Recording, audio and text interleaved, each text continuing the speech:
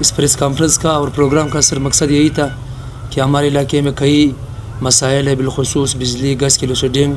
اور ترقیاتی کاموں کا نشاندہی حضرت کو کرانا تھا۔ الحمدللہ ہم نے جو تجاویز دی حضرت نے اس کو قبول کرتے ہوئے انشاءاللہ آنے والے بجٹ میں ہمارے اس حلقے کو انشاءاللہ اس میں یاد بھی رکھیں گے انشاءاللہ، اور بالخصوص بجلی اور گیس کے حوالے سے وہ انشاءاللہ اپنے تمام تر توانائیوں کو بروکار لا کر انشاءاللہ ہمارا جو درینہ مسئلہ ہے بجلی اور گیس کا اس کے حل کے لیے بھرپور کوشش کریں گے۔ ہم جمعیت علماء اسلام یا اس حلقے کی تمام علماء اکرام، قبائلی عمائدین، مشران اور نوجوانوں کی طرف سے اس کا شکریہ ادا۔ مولانا محمد طاہر توحیدی کے پروگرام میں شریک ہے، اور یہ علاقہ اور یہ آبادی چونکہ دن بدن بڑھتی جا رہی ہے اور ایک عرصے سے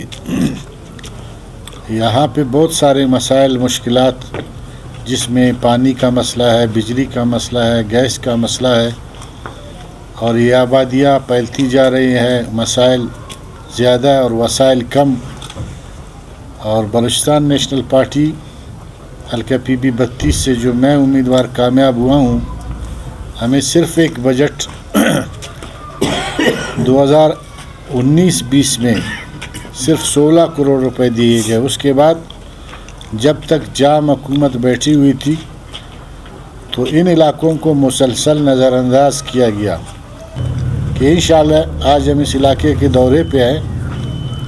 ہمیں اس بجٹ میں جتنا بھی فنڈ دیا گیا ان علاقوں کو ضرور ہم یاد رکھیں گے اور یہاں پہ اپنی فنڈ سے کچھ نہ کچھ ضرور کام کریں گے، جس میں خصوصاً بجلی کا مسئلہ اور گیس کا مسئلہ جو ایک بنیادی مسئلہ ہے اس کو حل کرنے کی کوشش کریں گے۔